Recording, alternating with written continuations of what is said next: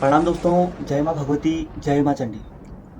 दोस्तों, बहुत पहले की एक बात है। एक साधक थे। एक साधक खूब पूजा पाठ करते। उनकी घर की जो स्थिति थी, आर्थिक स्थिति जो थी उनकी थी, वो बहुत गंभीर हो चुकी थी। वहीं वो एक अकेले में एक रास्ते में जा रहे थे।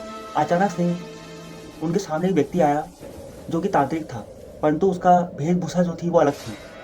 वो पहचान नहीं पाया और उनने उसके बारे में सब कुछ बता दिया कि तुम्हारे घर में ऐसी ऐसी स्थिति है, ये है, वो है। उनका भूतकाल भविष्यकाल सब बता दिया। तो साधक को लगा कि ये कोई जो भी है बहुत ज्ञानी है।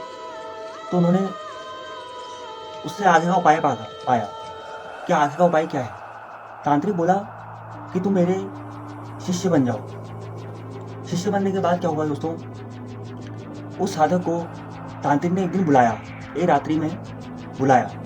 बुलाने के बाद क्या हुआ, बुलाने के बाद उन्हें एक साधना बताई जो थी यक्षिणी साधना। यक्षिणी साधना जो थी दोस्तों, वो थी। तांत्रिक ने जो किया उसको देख के आप भी चौंक जाओगे। उन्होंने तांत्रिक ने साधक को एक मंत्र दिया जो 11 दिन मात्र उच्चारण मात्र से एक एक माला जपनी थी, तो यक्षिणी जो थी प्रकट हो जाती। अब उस साधक की बात आ गई और वो साधक क्या करे, उनकी बातों पर विश्वास मान कर प्रतिदिन एक एक माला का जाप करना स्टार्ट करे। 10वें दिन तक लगातार निरंतर उन्होंने एक एक माला का जाप करा। 11वें दिन वही क्रिया 9 बजे के बाद से वो बैठते थे, एक एक माला का जाप करते थे। 10वें दिन उनके पूरे हुए। 11वें दिन में वो रात्रि के 9 बजे फिर वही स्थिति में बैठे और माला का अनुष्ठान करने लगे, मंत्रों का अनुष्ठान करने लगे। उसके बाद क्या बोलते हैं, उनके रूम पर, उनके कमरे पर कुछ धड़धड़ाने जैसा महसूस होने लगा, जैसे कि कोई कंपन टाइप की आने लगी।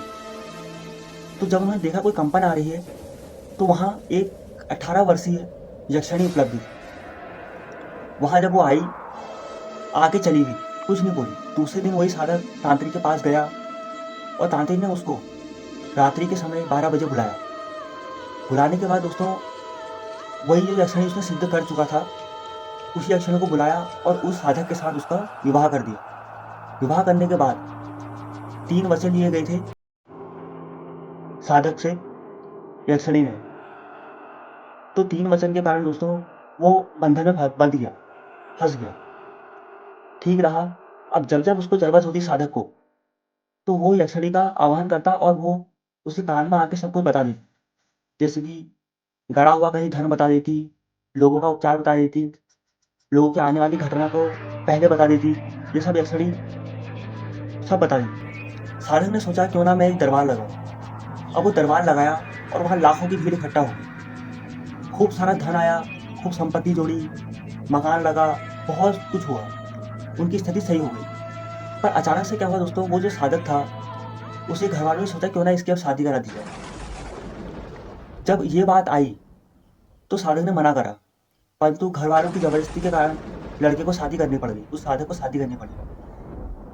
अब उनके पास धन बहुत मात्रा में था, तो उन्हें खूब एक अमीर घर की लड़की से शादी की विवाह कर दिया।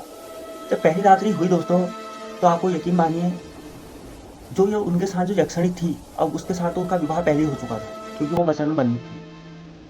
तो जो स्त्री के साथ उसकी शादी हुई थी, अमीर घर की जो लड़की के साथ शादी हुई थी, उस लड़की को उस यक्षिणी ने उठा के बाहर फेंक दिया। उसके बाल पकड़कर उसको उठा के बाहर फेंक दिया। और जब उसका स्वरूप देखा, स्त्री ने यक्षिणी का जब स्वरूप देखा, तो वो भयभीत हो गई, डर गई।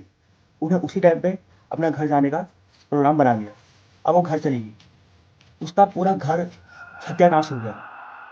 जब साधक ने उस बात का विरोध किया, तो उसने उसको याद दिलाया कि जो वचन लिए गए थे, वो यही लिए गए थे कि तुम अब विवाह नहीं करोगे। दूसरा वचन ये था कि जब मैं जाऊंगी, मैं अपनी मर्जी से जब जाऊंगी, तो तुम मुझे रोकोगे नहीं। चाहे वो 1 घंटे के बाद जाए, 1.5 घंटे के बाद जाए, तो तुम मुझे नहीं रोको। और जो दोस्तों तीसरा वचन जो लिया गया था, वो ये लिया गया था कि तुम मुझे कभी छोड़ के नहीं जाओ। तो दोस्तों अब ये बात जब साधक को वचन में लिए थे पहले से ही, तो ये बात जब उन्हें उसके सामने रखी कि तुमने ऐसा क्यों किया, तो उस यक्षिणी ने दोस्तों उसके साथ ऐसा व्यवहार किया कि उसका पूरा घर बंजर हो गया। जैसे संपत्ति जोड़ी थी, वैसे ही संपत्ति जो हुई वो बिखर गई, पूरी बिखर गई। उसके बाद साधक जो स्थिति में पहले था, उससे भी बुरी स्थिति में आ गया।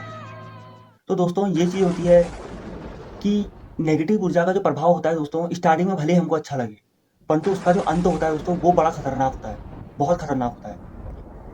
क्योंकि जो पॉजिटिव चीज़ होती है दोस्तों, भले ही स्टार्टिंग में वो आपको थोड़ा बहुत दे, जैसा जो करेगी वो तुम्हारे भले के लिए करेगी। और पॉजिटिव चीज़ जो होती है दोस्तों, सकारात्मक ऊर्जा होती है, वो हमें स्टार्टिंग में कम देगी, परंतु वो लंबे समय के लिए देगी और हमेशा बनी रहेगी। हमारे ऊपर कोई भी विघन नहीं आने देती है। वहीं जो होती है नकारात्मक ऊर्जा जो होती है दोस्तों, यक्षिणी है, पिशाचिनी है, ये जितनी भी चीज़ें होती हैं, भूत प्रेत बेताल जिन्न आदि जितने भी होते हैं दोस्तों, ये सब स्टार्टिंग में तो अच्छे लगते हैं, साधक को अच्छे लगते हैं, लेकिन लास्ट में इनका जो नतीजा होता है, जो इनका परिणाम निकलता है, वो बहुत ही बुरा निकलता है कि व्यक्ति सह नहीं पाता उस चीज़ को। यहाँ तक की स्थिति आ जाती है कि उसको आत्महत्या करने की तक स्थिति आ जाती है। तो दोस्तों यही हमारा विषय था आज का, एक छोटी सी कहानी थी, और ये कहानी जो है दोस्तों सत्य है।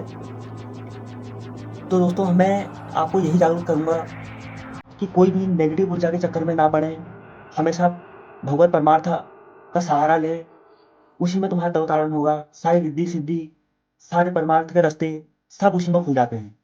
तो दोस्तों आपको वीडियो कैसी लगी कमेंट सेक्शन में ज़रूर बताना। चैनल पे नए हो तो चैनल को सब्सक्राइब कर देना, और वीडियो अच्छी लगे तो एक लाइक कर देना। तो अपनी वीडियो को हम यही रोकते हैं दोस्तों। जय माँ भगवती, जय माँ चंडी।